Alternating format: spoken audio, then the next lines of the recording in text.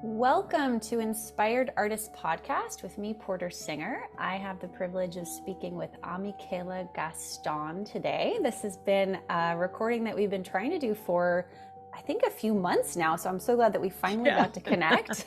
COVID. Yeah. So here, I'll just read you a little bit about Amikaeyla's past works and stuff so you can get a feel for who she is and why I was really excited to have her on the podcast. So it says, Amikaeyla is proclaimed as one of the purest contemporary voices by National Public Radio, NPR.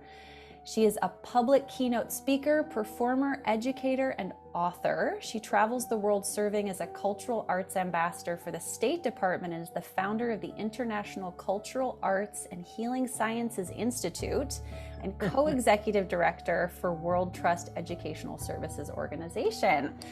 She has 25 years experience in the, I'm not done. You have so much, so much to share. With over 25 years experience in the behavioral health arena, Amikaeyla has been bringing together artists and healers of all forms and specialties to promote healing and wellness through the arts and activism. And her international program of public dialogue is designed to allow different traditions and nationalities to gather together and address issues concerning our communities at large. I'll stop there. There's so much more. You have such a wonderful bio, but we'll get into all of it anyway, or some of it, or as much as we can. So, all right. Well, here we go. Let's get into it. Yay! Welcome. Hi, Porter. First of all, I'm so super jealous that your last name is Singer. Oh, or you. What was that? I said, how lucky are you? It's so funny. Yeah, if you knew my history, it's so ironic too, because it was my birth name, but now not my legal name because I completely changed my name at one point in my 20s. But I've gone back to using it and I just haven't bothered going through the legal process of it. It's so fantastic. Thank you. Literally, what he can't go wrong. Hold on. I have to unpin myself. I want people to see it. There we go. Yeah. Yay. So, I think that's great. That's great. Anytime you have a name that elicits the response of like heartfelt opening, like singing. What could go wrong? What could go wrong? I know. That's so true. What does your name mean? Do you know? Yes. First part?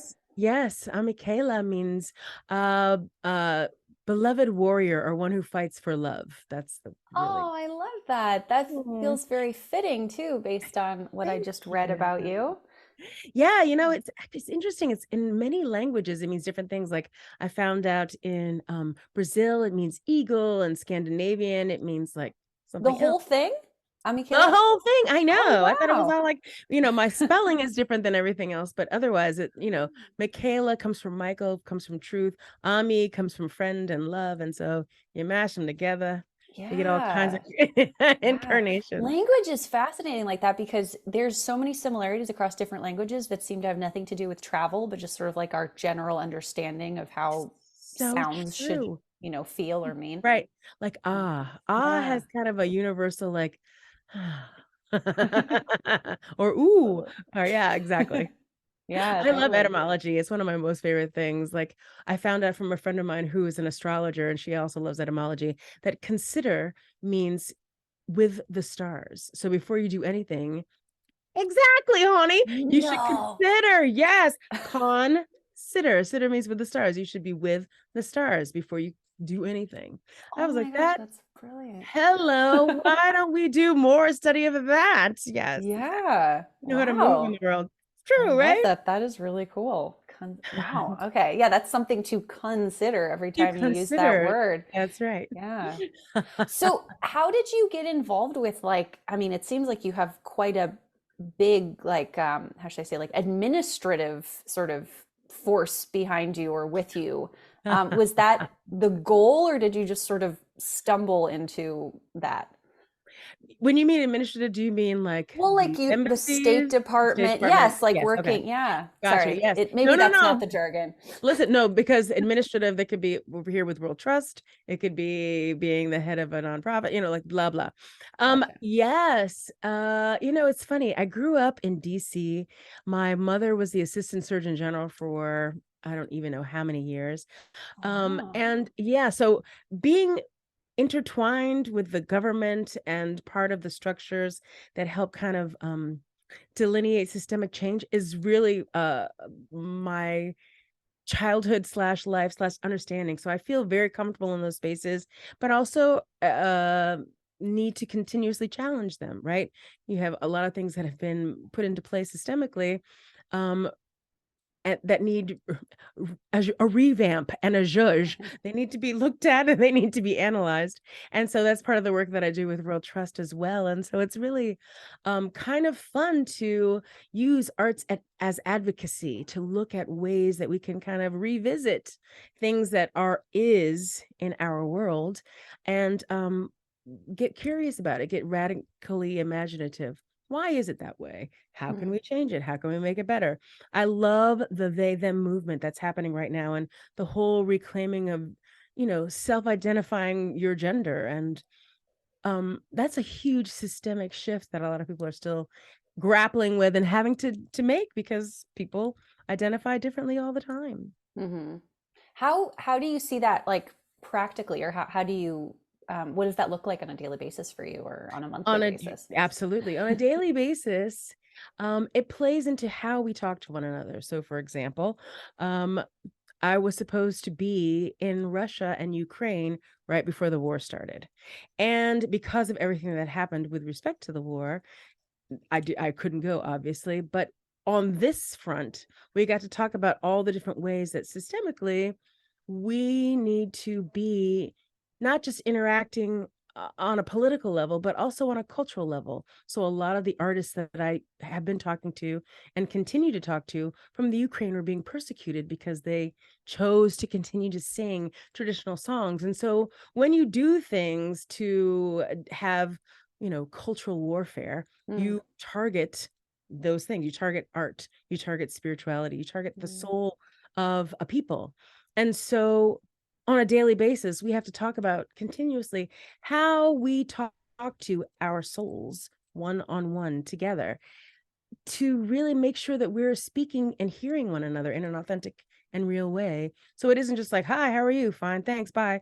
There's never going to be any bridges built or rivers crossed with this kind of um, surface level connectivity that we've been trained to do, because mm, there are so many other things to look at, Netflix watch, binge on TikTok. There are other ways that we can quote unquote engage with the world without engaging at all with one another. And that's going to keep us divided. And so every day, all day, is a call for me and the organizations that I work with and head up to get people to be in real connectivity with one another.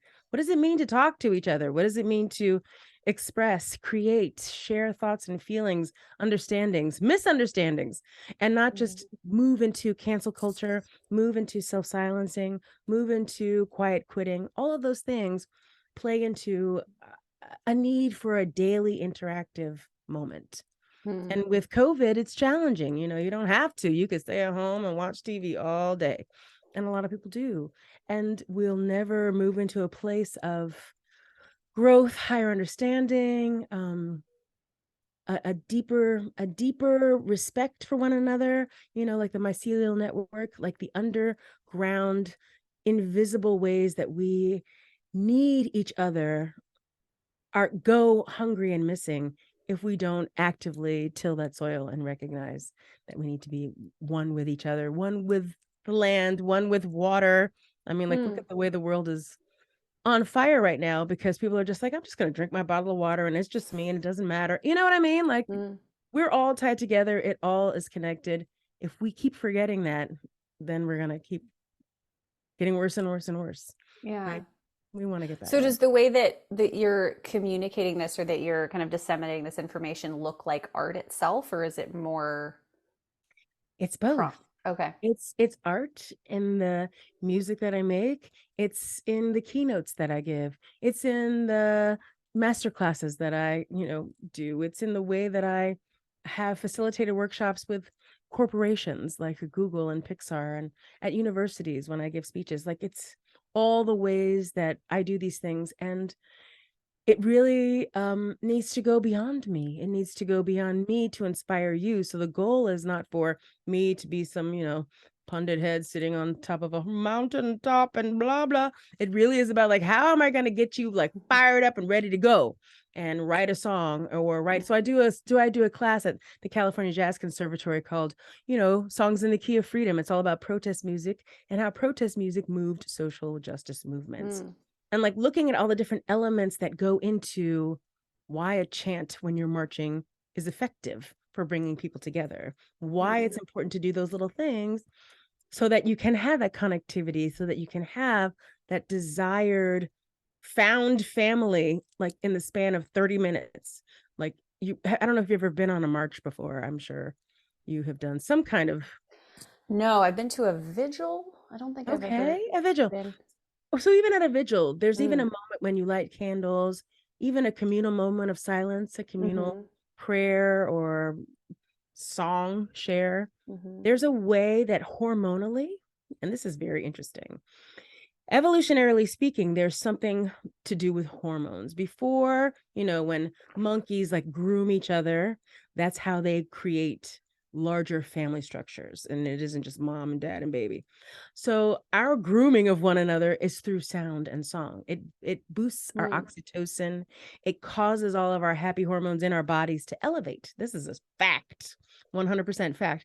And that's how we kind of come together and you feel one with newfound family members, strangers that you didn't even know, when you're singing together, when you are in a prayer structure together, that's churches, and you go to these places. And, since most folks don't go to a quote unquote church structure anymore, if you're mhm. doing something communally, involving singing, involving everyone knowing the same chant, everyone playing the same riff, there's a buildup of your oxytocin, and everyone feels loved, connected, seen, soothed, secured, all those things in Maslow's hierarchy of needs that we all need.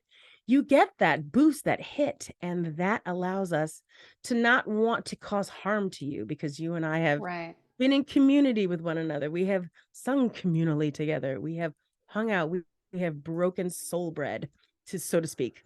And that's very important when you're trying to prevent war. When you're trying to get people to not hurt each other and more than that, really build bridges and connect and create together. Yeah. Gosh, yeah, it is so easy for people to not humanize each other. Which is strange because now we are seeing more of each other. I think maybe it's becoming harder, but I don't know because then you can also shift the media to dehumanize somebody. So it seems like it would allow both. But what you were saying that made me think of a concept that I've been sort of chewing on for a while is this when you're talking about songs in the key of freedom of the use of music being more than just a performance art. In other words, like more Yes, than just honey. look at me, I have a great Oh, voice. right, Yeah, exactly. Yeah. but that it's like there's a psychological benefit to writing a song even if you're not Yes. going to sing it for millions of Yes. people, or there's a psychological benefit to singing together as you were talking about, or Yes. hormonal, and so many benefits. True. Yeah, Are you a singer? A I la am a your last singer. name. Yeah, Oh, do tell, as, do tell. How as do my you last name do you suggests. feel that kind of euphoric connection when you are sharing a song and people are moved by it or Yeah. Well, and actually, I shouldn't say I started out, but I sort of gravitated into my 20s, which is why I ended up changing my name towards mantra music. And so I would lead yes. chanting. And so I So you know what totally I'm know what talking you're, about. yeah, Oh, honey, yes, yeah, exactly. yeah. When So, with that call and response is so next level, powerful, gorgeous. I mean, I'm not sure what kind of chanting that you did, but is it like Jaya Jaya Shiva Shambho, that kind of like I've done that. Yep. Mostly like uh, in support of other musicians. And then I've done my mm, own chanting where it's just everybody does it together mostly. Like we all just mm, sing together. Yeah. beautiful.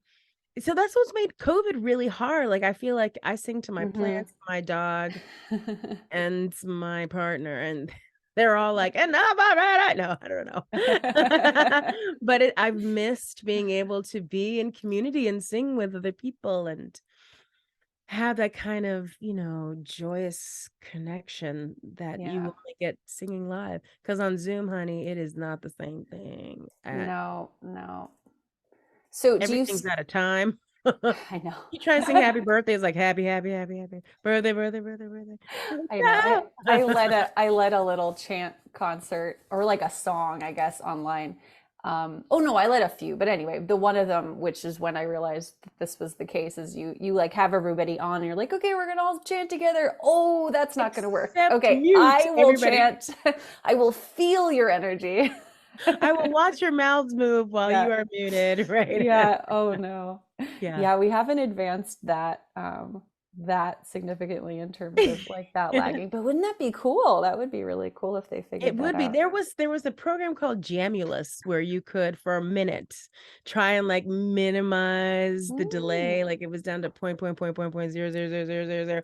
But it's still not the same communal vibe. It's yeah. not, drumming together. It's not singing together. It's not like kumbayaing out. Yeah.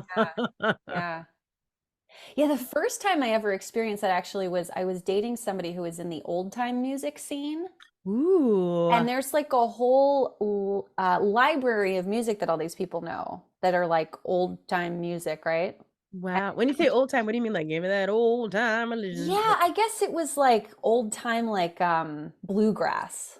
Oh, That's how what they, I fun. think that's what they called it was old time, but maybe, Uh-huh. maybe I'm just remembering that. Anyway, yeah, but it, like people play. So we went to this one house party and there were like people, playing together in like different rooms and it'd be like, Right. oh, I know that song and they banjo, like Right. Like the violin or yeah, Appalachian, like that. Yes, exactly. that kind of thing. Yeah. Yes. Yeah. Wow. Yeah, I love that. But we It's don't we don't so much have it's sort of that we don't have like a history of music like that we're raised with, it's or I so didn't. well, I think it's again because I'm so hungry for it. Like I was like, I'm gonna join a Celtic rock band. I'm gonna join a a chant set. I'm gonna do that. Like that kind of hunger allowed me to step into these different places. But you're right. I think here in this particular state is kind of a amalgamation of different countries and cultures that come together, and you kind of have to seek it out. Mm, So I think the closest thing, depending on your traditions, that I have is like, everyone knows Christmas carols. There's like this, and we're coming up on the holiday that's season. true. Everybody knows these things. And so you kind of sleigh bells ring, are you listening? Everybody can chime in no matter whether you can hold a tune or not. You know what you're gonna sing, you know what's gonna happen next. You can join a little carol band. But that kind of call and response, like chanting that you were just describing, particularly chanting and drumming for me, is next level euphoria. And so Mm, that has been, studying, sacred ethnomusicology has been like, oh my gosh, it's been all my mm, things, because it is, especially when you don't necessarily get caught in the meaning of the language. You can know that, this chant is for calling in love, mhm. and that's kind of all I need to know. I don't need to know the breakdown of all the words. Like that could be in somebody's, textbook slash, you know, breakdown of it. But I want to get into the beauty of the linguistics and how the words play with the rhythms, and have it be this kind of trance-like state that I think that when you do that kind of chanting, that's the goal, is to get to that euphoric trance state Mhm. where you can just be blissed out and just in music. Mm, And that's my favorite thing and favorite place to be, yeah. surrounded and deeply immersed and enmeshed in sonic transport. Yeah, yeah. Well, so Truly. you are in dialogue with other cultures, country. Like, what does that structure look like for you? So actually, we're actually planning an envoy coming up where we're going to be going to Vietnam, Thailand, and Mm, Laos. And we're going to be doing Songshare Cultural Exchange on a programming called Two Rivers, where we're looking at life on the river here in the States along the Mississippi Delta and the ways that blues is formulated and jazz is surrounded by, the ways that the Mississippi goes down in the Gullah Islands and all these different ways that river life and water life shapes the culture and the music that you create. And similarly over there along the Viet Cong, along the different rivers that go through that particular region, how river shapes culture, shapes song, shapes life, and how global warming is destroying all of that. So trying to gather and share songs and pull together different ways that we in all of our traditions can be song keepers and tradition keepers and griot grandmothers and hold those stories and weave those quilts together before they're lost because those traditions are gone. The song to the fishes, the dance to the fishes, and so working with different I have a friend who is the executive director for a company called Company E, and they're the National Contemporary Ballet Company for, again, the Foreign Services Institute. We all go through them to work with the State Department as cultural arts ambassadors. And we're going there and they're learning about, the traditional dances for the Song of the Fish, and we'll learn the songs and we'll teach them the songs about the Mississippi Delta, and, like weaving in all these different cultures so that we can all have not just an understanding of a larger song bank, but an understanding of what it means for you there in your connection to water and me here and my connection to water. Wow, that's really cool. When you began this project, or it was like a seed, was this like a concept that you had and then you had to sort of draft a proposal? And is that how that works? Totally. Okay, Yeah. I have no And like idea. I've kind of, never worked in yeah. this area. No, that was great. You totally intuited it. That's exactly right. You kind of think, because since justice across the board is, woven in the fabric of my being, I have activist parents and they were also scientists and doctors, and we would go in every march and we were always like, yeah, fight the power. But larger than just social justice, looking at environmental justice and looking at how that plays into racial justice, right? Like food deserts and places that are ghettos that they only can buy food from a gas station or a liquor store. Like that's just insane, right? So how do we, and not having access to fresh water. So I do a lot of work. I have been on the boards for Voss Water and working with people in sub-Saharan Africa, the Girls on the Water Trail, and how all of these things weave together. And when you have your fingers in all these different pots, when you pull together a proposal for something that you're like, we must talk about water. How are we going to do this? We got to talk about it here, here, here. Oh, great. We haven't been there. Let's go there. Let's talk to them. Let's see who's excited to share in the conversation around water in this larger way. So yeah, it's fun. It takes a minute, but Yeah. very important to do. And then you kind of come back and share what you've gleaned through different performances, media pieces. It started out, we went, the very first envoy that I went on was with the UN, and it was the Iraqi Amplifications Voices Project. And what we did was we went to Syria, Lebanon, and Jordan, and we spoke with Iraqi refugees, and we talked to them about what they needed and how they were feeling. And there were different cultural arts ambassadors. Cultural arts ambassador of music, that was me. Cultural arts ambassador of dance, that was my friend.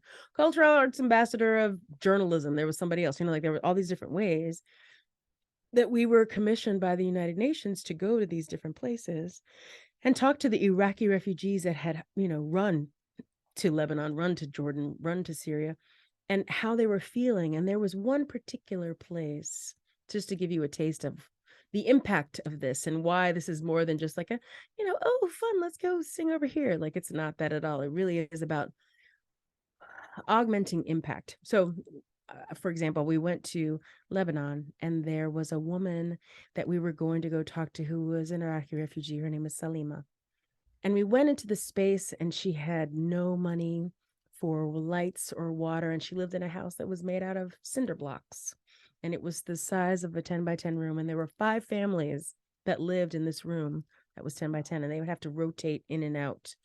And so we were in this room with Salima, and she had no affect. She was just frozen in amber of PTSD. And so they kept saying to her, the translator kept saying, what the UNHCR representatives wanted to know, which was, what do you need? How are you doing? What's, the protocol. And she just kept saying the same mantra over and over again. I have no memory, only sadness. No memory, only sadness. Like she was just gone. And so I realized, words aren't going to do anything here. To crack through the chrysalis, you have to sing. So I started singing, Ishe Olua, Kolewajeo, and it's a lullaby from West Africa. She had no idea what language I was speaking or what words I was saying. She felt the intention of love, which is why the beauty of the arts has an effect more than language. You don't get caught in the hustle and bustle and the cobwebs of it. You can go straight to the intentionality and the ethereal essence of the love that I'm trying to convey. And so she looked at me and I kept singing to her and just singing to her. And suddenly, one tear, and I went over and I hugged her, and then more tears. And then she starts wailing and wailing, and I'm rocking her back and forth and singing to her and singing to her. And then suddenly she starts remembering and she starts telling all these stories about where she's at. She misses her children. She misses her grandchildren. She misses the date trees that hold the essence of all of these traditions that they're never going to do anymore because they're thousands of years old that got blown up. So they're not going to be able to do the traditional dance around the date palm that is for the newlyweds and, like all the things and the ways that we forget. The wrath of war and cultural erasure, all of those things are held in these moments. And we're just thinking about numbers of how many people moved here, who got lost there, The arts pulls it in a heartfelt space in a way that nothing else does. Numbers don't do it. Language doesn't do it. It loses that human connectivity. The arts is the fascia. It's the connective tissue that holds the whole thing together. And so that's the importance of this. That's why we do this. We do this work. I do this work, and I made this organization to continue to do this work, to remember that we are human and we're connected to one another through things seen and unseen, sound waves, heartfelt expressions, ways that you can't, define. It's just the is of the situation. So it's calling your spirit to be beyond the ists and isms of our body wrappers and really remember the true molecular essence. I am you, you are me, we are all one, even when we feel alone. That's what we're talking about. Wow, that's really beautiful. I have this question as you're talking about this. So from like a policy perspective, I mean, we bombed Iraq, right? And then we're sending it. So is this like a common practice? Like when we are at war with the government, we send in the arts patrol to sort of soothe the, is this sort of, because I never learned about this in history. Let me tell you something. There's something called, cultural diplomacy. So when we're trying to heal the wounds and keep kind of international peace, it's more than just dropping food overseas. It's about weaving in the connective strands where we remember and honor each other on a larger, deeper level. And so, you bring in the arts patrol, honey. That's exactly how to say it. We sound like we should make it into a cartoon, like Paw Patrol, Arts Patrol. Yeah, totally. That's exactly it. I'm gonna teach you to dance. I'm gonna teach you to hey, we're gonna drum it away. But I gotta tell you, when I was in Palestine, this young boy, was doing. This is so hilarious. Okay, here's another funny story. So it was the first Palestinian Idol. I don't know why they decided they thought that would be cool to do with all of these but these refugee camps, right? Okay, so that part. The first part, yes. The second part, no, you didn't think about it through. So I was brought overseas as a celebrity arts judge, right? Okay, so I'm there. And before I get there, I'm coming in to do some master classes and to help them not lose their voice. Just so I put a pin in it, just so I understand, this is the Palestinian idea in the refugee. Okay. No. This is in Palestine, everywhere has an embassy, right? Okay. So our ambassadors and the embassy there. This was the American idea. Got it. Okay. Yes. Okay. No, that was a good clarification. Right? Okay. So and again, it does speak to like awareness, right? Like we have to step out, like, oh, it'd be so cute if we'd sit on a show, like it's gotta be They've bigger. been through a little bit here, yeah. Right, exactly. Like, exactly. So anyway, I get there, I'm teaching them, how to not sing in their throat, da da da da. And there was one teenage boy, he was fierce, but he was always, scoping me out. I was like, all right, let's go. I got you. I ain't scared of you. Let's go ahead. I'm gonna break you down, baby. You're gonna love me by the end. Right. So at the end, he comes up to me and he says, sit, Ami. Sit means ma'am. He said, you teach me how to drum, not bomb. Now I want to drum and not bomb. So unbeknownst to me, this boy was training to become a Unabomber, honey. And the drum. And his love that he eventually came from me was more inspiring to him than bombing anything. Oh. That's the goal, man, right there. Yeah. I want you to prefer. I told them, I was like, y'all need to send all kinds of drums. Send them thousands of, do a drum drop. You got to do the drums, because that is it. The way that you can express your anger and your frustration can either go drum or bomb. Let's pick drum. Yeah. And all you need is somebody to guide that hand. Like, yes, that's possible. Let's pick drum instead. What does that mean? What does that look like? You need to have somebody on the ground to help instill the desire, inspire the desire to want to drum instead of bomb. Wow. Yeah, wow, that's really cool. I can't make it up. It's true. Do you know how long this sort of arts patrol, do you know how long this has existed throughout? Like, the Foreign Services Institute has always had kind of like a cultural arts ambassador, like a cultural arts affairs officer. So there's always been a cultural arts department. And so they've done different ways, different places do different things, different years, I've been to Kazakhstan more times than I can even count to do different things for like Voice of the World, like really bringing together singers to remind people about that part of the world. It isn't just about oil. It isn't just about marble. It isn't just about destruction and despair. It really is about a very rich cultural, hotbed of singers, honey. They are fierce. And so we go and we do these kind of exchanges, and it's fantastic. And so they teach me songs, I teach them songs, and we build bridges that way. And people are like, ooh, Kazakhstan, I never heard of it before. What is it? You start people asking, they start looking it up. Where is it? What is it? What do they do? Who are they from? That kind of curiosity, to not have the us America versus international world, it's very important for us to kind of broaden our field of scope and understanding about what it means to be part of a globe, not just part of America. Well, on that front, is there an effort to sort of bring other Americans with you who maybe wouldn't have access to world travel or understanding other cultures, or like, yes, is that so part of it? I bring lots of musicians over there with me. Yeah, so when we're going to Thailand and Vietnam and Laos, we're going to be bringing about 12 cultural arts musicians. There's going to be dancers and musicians, a trumpet player, a piano player, some drummers, some bass players, and then we partner with musicians there. So it isn't just us on stage playing to them. They learn our songs, we learn their songs, and we all do all of it together. Oh, that's so cool. It's fun. Yeah. Yeah. Wow. I was going to ask you in the beginning, and we kind of got past it, but now that we're again, I'm reminded, because we were talking about communication in the beginning. Have you learned anything from going to other countries about like best practices for communicating with people whose cultures you might not be as aware of as your own? See, thank you. And that's such a great question. And you would be surprised how I could count on these many fingers how many times people ask that very pertinent question, which is, how do you communicate in a new culture when you go to a new place? Okay.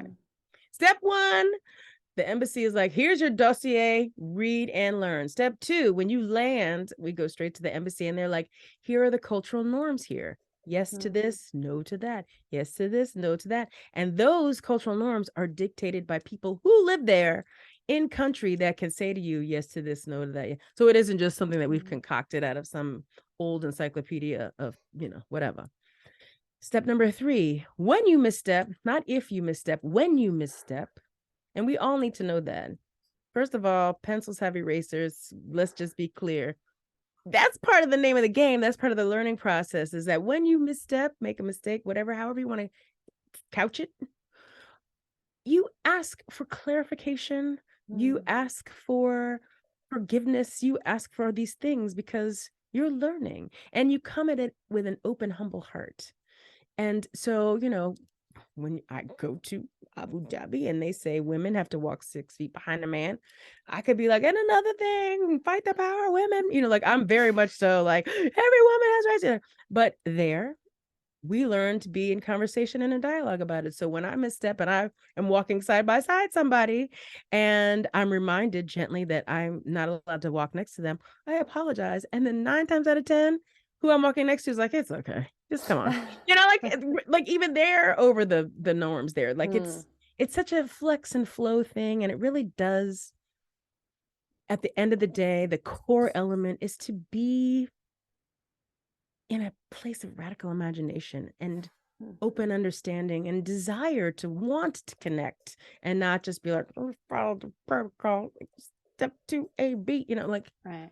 It's so much bigger than that. And if you go there haughty and I know what I'm doing, if you have big ego about it, you will get stepped on.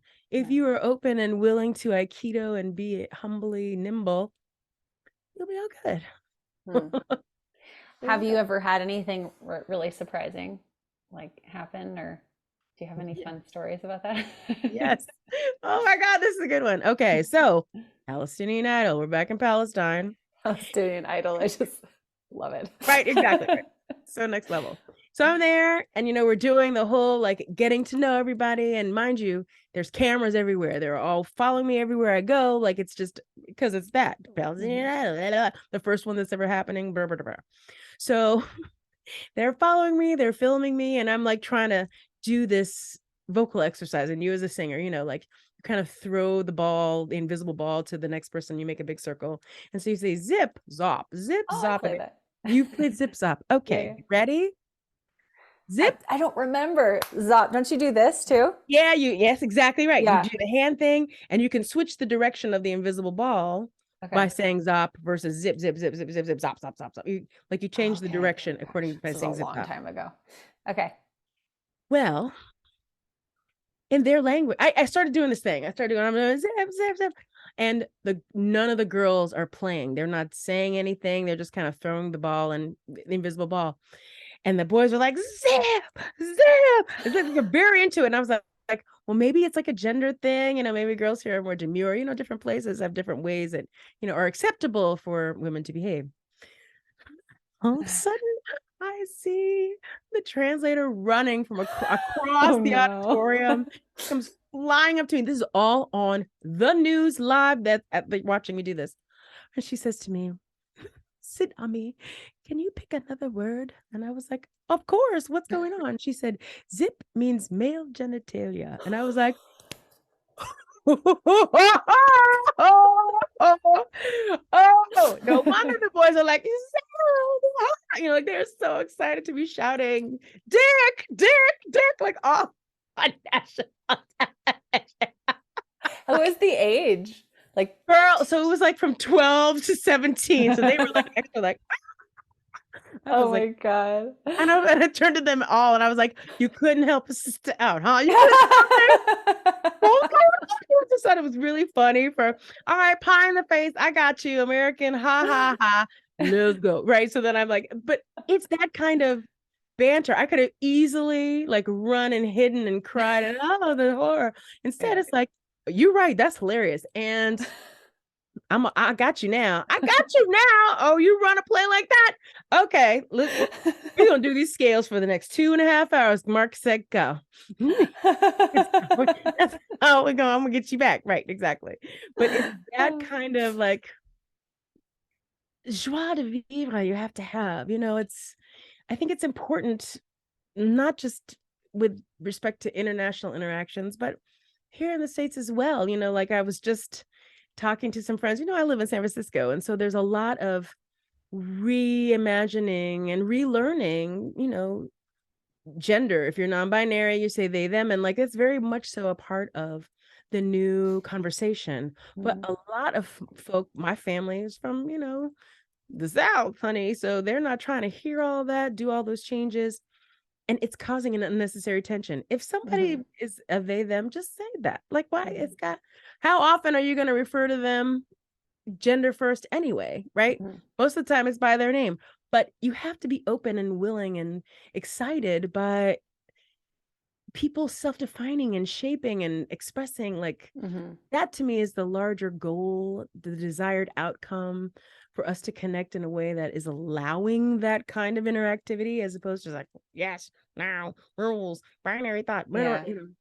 I think that the resistance, and maybe you have a different perspective on this, but for me, what I'm seeing is the resistance to the they them, or even he if you're biologically not, and that vice versa, is has to do with also the person knowing that if they don't, they're going to get canceled, or they're going to get, so there's like this like Absolutely. defense, like you're Totally. not going to silence me. And so like I think we have to soften in both. Totally. I think that, Yeah. our cancel culture is really strong. And that is, people are quiet quitting, there's silent shaming, like all of that Mm. stuff. It's just like seriously corny. Like, can we not, and I think that this is where social media gets really tricky. Like, it's very easy to anonymously, shout from your Facebook window, shame on you, you whippersnapper, get off of my lawn. Like, people get out their anger and their frustration, through cancel culture. And Yeah. cancel culture is They very need a easy to do drum. now.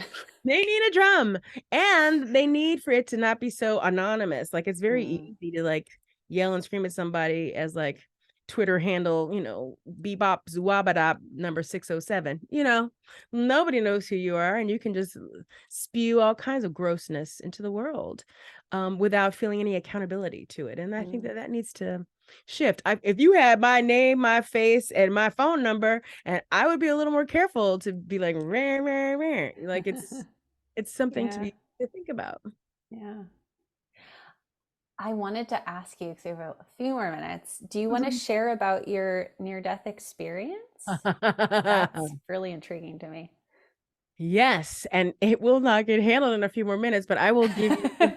Well, take as much time as you need. How about that? Well, let's also do this, that you can hear the full scoop de doop on my TED talk called Dare to be Dauntless. And so Ooh, you can okay. I my will name. share a link. Yes, and I will put in the chat afterwards, Dare Okay. to be Dauntless. It's a TEDx talk Okay.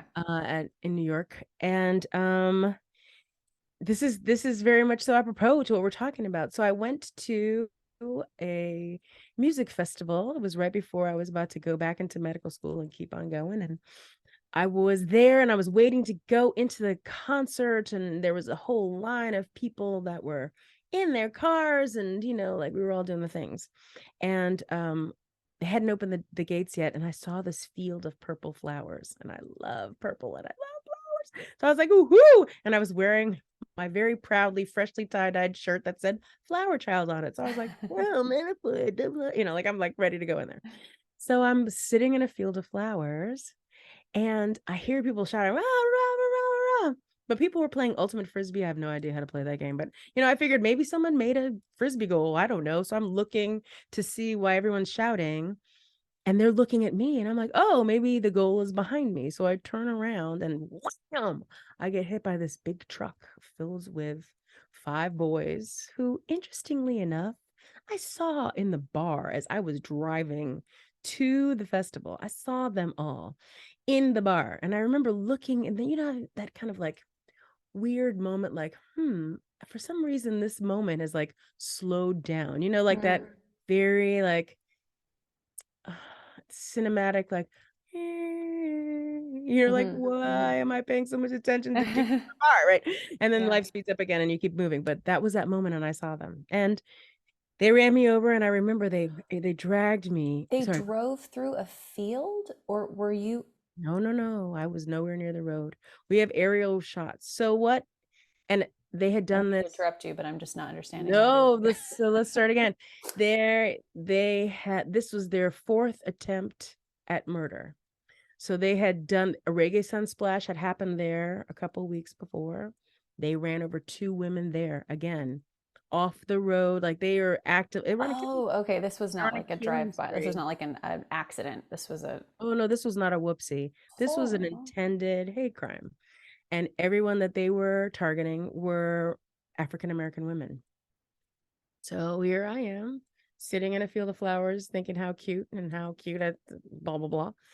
And I turn around and they hit me and they drag me 86 feet on a gravel road. I'm rolling under the truck. I get lodged between the wheel and the exhaust, and it causes the van to stop, and they back up and they're getting ready to run me over again to keep going. And now all of the women who were in line to go to this festival surround this van, and they're banging on the van and they're screaming and yelling, and the guys are afraid to come out for their lives. I'm consolidating the story as opposed to Ah, like going from my perspective, yeah. the whole picture, since we don't have much time. But apparently they tell the cop, who I hear, say, I was afraid for my life. And the police officer that was called said, that's all right, boys. One less N word in the world is fine with me. Oh, yes, honey. And then let them go. Now, mind you, What? oh, yeah, they got to drive away. One of them was the mayor's son, honey. Again? You mean Oh, yeah. like how many Oh, times have they done this? four. This was the fourth time. And the only reason that they got caught was because when I got to the hospital, the FBI had been notified that now this is a killing spree. Like there's must be some kind of critical mass number that is not one time whoopsie, two times whoopsie, three times whoopsie. No, this is number four. And something needs to be done about it. So anyway, while I'm under the truck, before the cops come, I start to die. And I see this, these sparkly balls. Like when you pull your socks out of the dryer and they have Mm. all these like sparkles, like the static electricity. Uh-huh. They're pulling this luminous white gauze off of my body, and it looks like that luminous gauze pulling it off my body. And I know that this is my spirit, and I'm like, oh my God, I am dying. I cannot die out here. My mother will kill me. Like, like all the things. Can't die. My mom will kill me. That's great. Totally. And like, of course, like all of my Catholic upbringing was like, I lied on my driver's license. Am I going to hell? Like, like, oh my, like Oh no. all my brain's going crazy. And so I remember, this is so random, but I don't know how old you are or if you remember this movie from the 70s called Flash Gordon. I don't know if that Flash. rings a bell. I know the name of it. No, I'm not. I'm That's 83, but okay. yeah. There's a scene in Flash Gordon where they're trying to suck the scientist's mind blank. And the way that he maintains his sense of identity and self and doesn't die is by singing songs from his childhood. So I'm like, I've got to sing a song from my childhood. So I start thinking that like lists start streaming in front of my eyes, like, okay, Yellow Submarine. I don't know all the words. And I'm like trying to like all the Beatles songs run down, all the Stevie Wonder songs, all the Marvin Gaye songs. Like I'm trying to pick a song to sing all the way through so that I won't die and Yeah. lose myself. And then all of a sudden, as I'm trying to think of a song from far away, and mind you now, I'm underneath the truck, but the truck is gone in this moment where that I'm in. I'm in this Yeah. limbo state. I see this figure come towards me with these arms that moved like water. And her whole body was pitch black, but like with stars and like cosmos in it. And her hair was really long and it was dark blue and it was waving like this. And she came up to me and she laid on my side and she wrapped her arm all the way around me. And she was stroking my face and she was going, just relax, just let go. Just relax, just let go. And I turned to her and I'm like, and her energy, she felt like all the grandmothers are the grandmothers of the grandmothers, the grandmothers, like just. And I turned her and I was like, make them put that thing back. I can't die out here. Like I'm pleading my case. And she was just relax, just let go. And then I did. I stopped breathing and I, left my body. And they talk about when you leave your body, you go over the scene and you fly up. And I flew up to the clouds. And they talk about you go to a light of your understanding. And so like when I was a child, we would do a lot of traveling. My parents did a lot of work in Africa as physicians and scientists, and so we did a lot of traveling. and they would book tickets at night. So I'm very used to like looking out of a plane window as the sun is setting at these big billowy clouds. And that was my light of understanding. And so I went up into these big billowy clouds as the sun was setting. And I remember thinking, oh, I could get used to this. This isn't so bad. It was just kind of quiet. And you hear like the ethereal music. I heard this beautiful song, and I've come to find out later that it was a mashup of different languages, like Sanskrit and all these different things that means from mother to mother God, right? So it was like this whole transition song that was being sung, and I was like, oh, this is actually quite fantastic. I could feel like the air going through me, like I was molecules, like I was really one with the sky. It was beautiful. And the minute I got comfortable with it is when I went like I swirled back like Drano down the drain back into my broken body. And I was like, I took a breath and I couldn't breathe at all. And I had like all my ribs were crushed into my lungs. I had a pneumothorax and I had a hemothorax, and my eyelid was peeled off, and I had 3rd-degree burns on 70% of my lower body. My leg, I had a comminuted fracture from my right tibia and fibula that poked through my skin out, broke my leg. Anyway, blah, blah, blah. All of these things, right? While I'm under the truck. And now I can see the truck go from dark to light, like through my bloody eyes.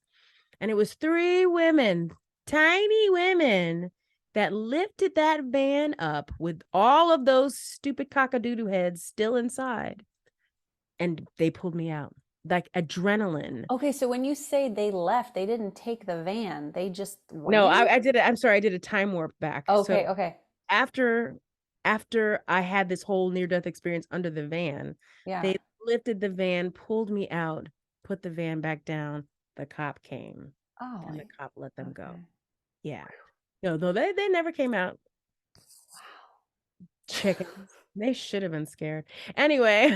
Wow. Yeah, but Were there ever any consequences for them that you know of? yes, they found them.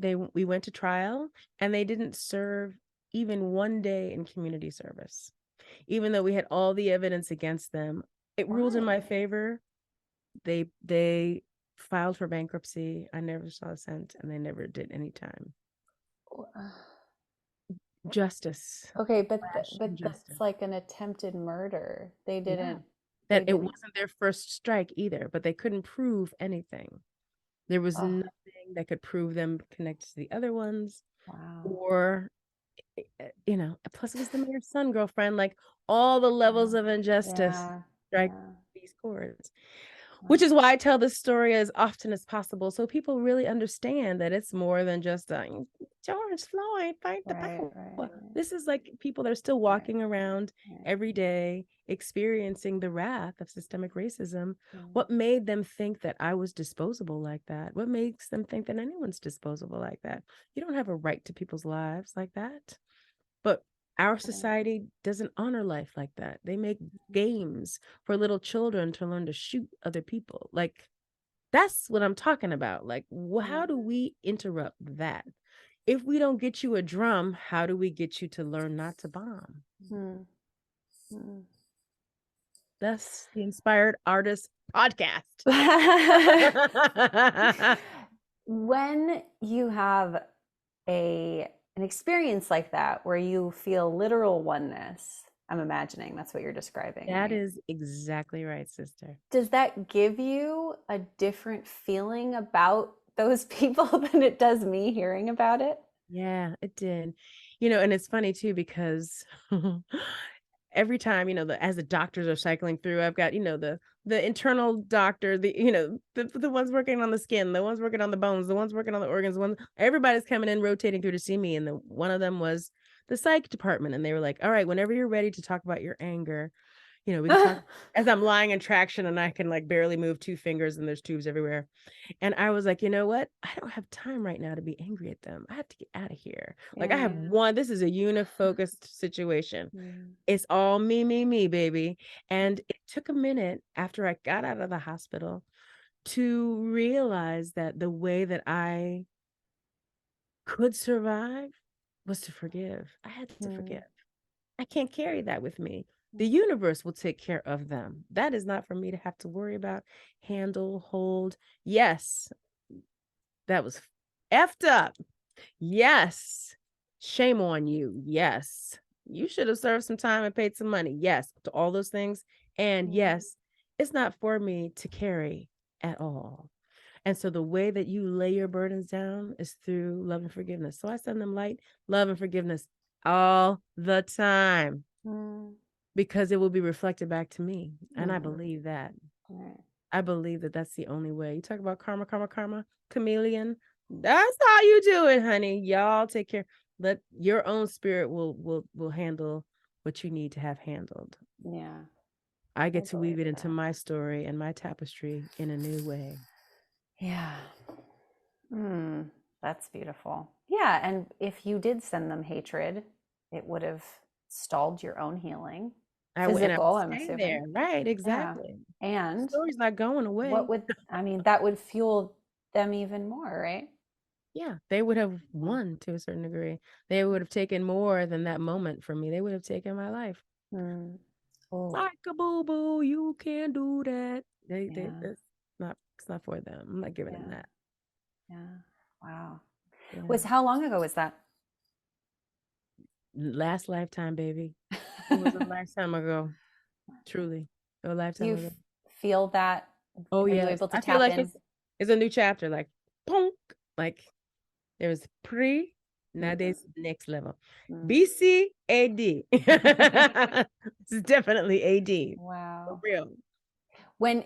Are you able to tap into that feeling? Oh, yes. Yeah. Oh, yes. I absolutely feel like there is an opening that happens for people that have gone through a near-death experience. There's a way that I see things and like connectivity. You could call it intuition. You could call it psychic awareness, or you could just call it like, I see the threads that tie together in the cobweb of the cosmos. That is the thrill of AD, honey. When you're in the AD portion of the program, you're like, yes, I see. Yes, I will go this way because I see. Beautiful. Thank you so much for sharing so much of yourself in this episode. I really appreciate it. I really enjoyed it. Do you want to share with everyone how they can get in touch with you or find out more about you, follow what you're doing? Yes, please. You can check me out on my Facebook at Amikaeyla Gaston. You'll have all these proper spelling. I'll have it in the show notes so they can just click on it. Yeah. And I'm having my website finalized now, but then you'll be able to go to amikaeyla.com. And I could send you some music tracks or whatever, and you can. I'd love that. Yeah, I'll put that at the end here. So stay tuned for listening to that.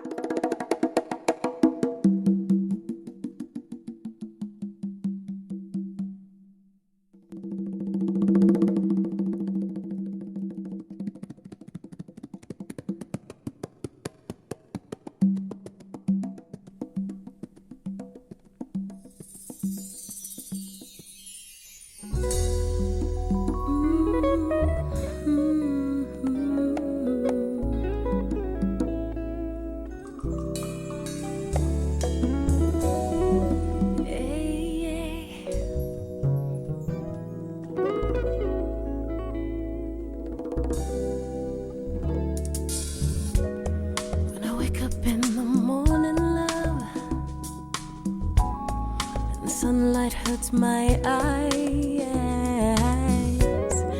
and something with a warning love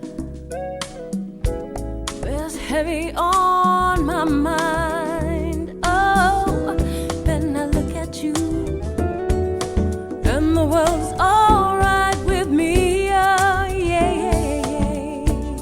Oh, just one look at you, and I know it's gonna be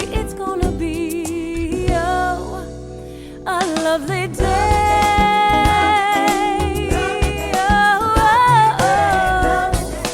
A lovely day.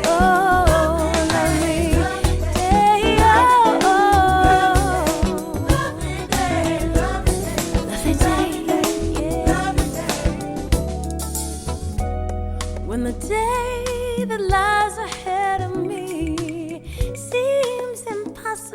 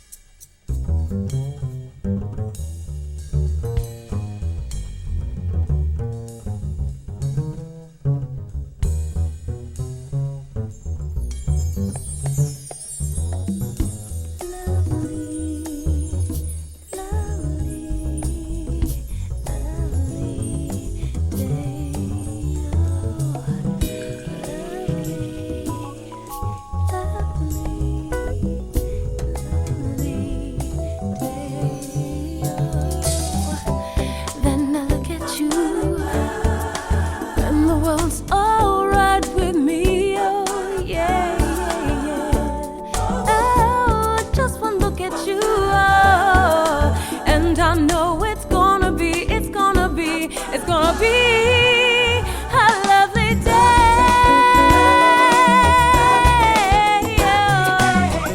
It's gonna be a lovely day. Oh, day. Ooh. It's gonna be a lovely day. A lovely day.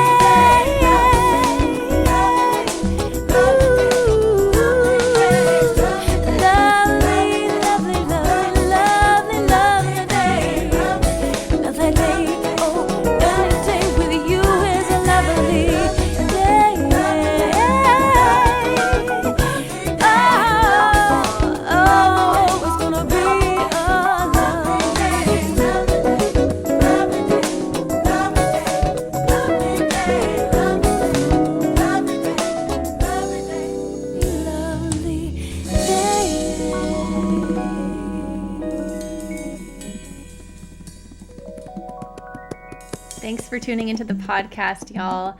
Please like, subscribe, rate, comment, whatever the platform you listen to podcasts on offers you as a way to let its algorithm know that you're enjoying these episodes. That really helps. Also, there's some links in the podcast description notes that allow you to support the podcast in a way that benefits you and us. So please check those out. And if you'd like to stay in touch with me, you can sign up for my mailing list at portersinger.com. We'll see you in the next episode. Bye.